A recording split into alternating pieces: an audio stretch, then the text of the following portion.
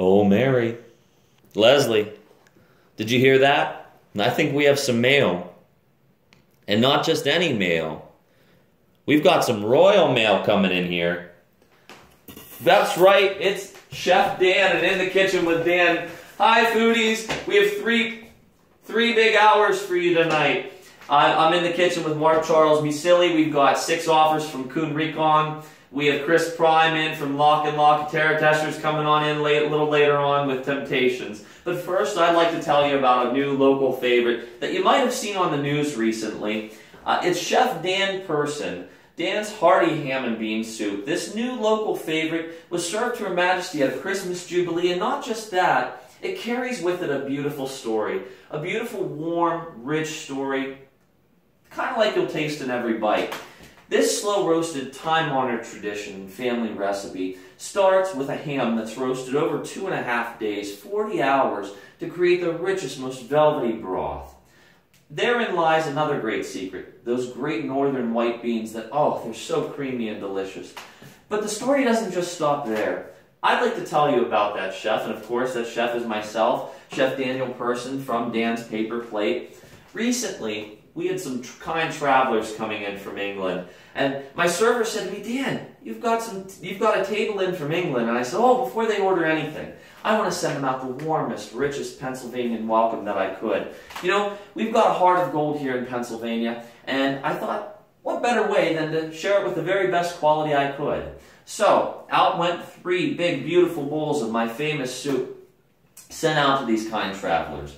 I wandered back to the kitchen where I could hear some ums and ahs and happy dances out there. So I wandered back out and I said, what's all the commotion? They said, Dan, we love your soup so much. We love it so much. Sit down. We'd love to learn about this great product. And I said, sure, fine. You know, I sourced the ham. I roast the ham for 40 hours. I put great northern white beans in there. Slow roasted mirepoix, carrots, onions, celery, hand cut, nothing through a food processor. Drizzle it with olive oil, a little kosher salt, and I roast the vegetables before they go in this soup. They said, that's perfect. We love this soup so much, this Dan's Pennsylvania Hearty Ham and Bean Soup.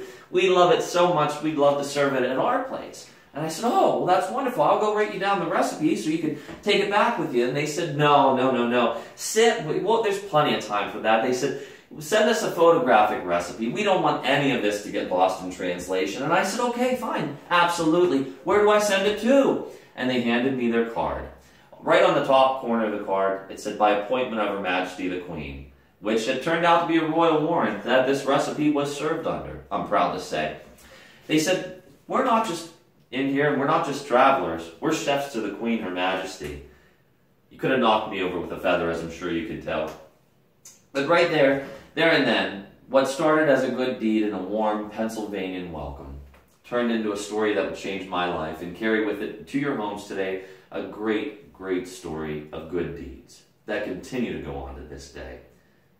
They carried that soup recipe back with them for a Christmas Jubilee, Her Majesty's Christmas Jubilee that she hosts every year. And they loved it so much, they said, not only do we want to serve this on her Jubilee, we want to serve it permanently, on a permanent rotation at the Sandringham Grounds and Estate menu.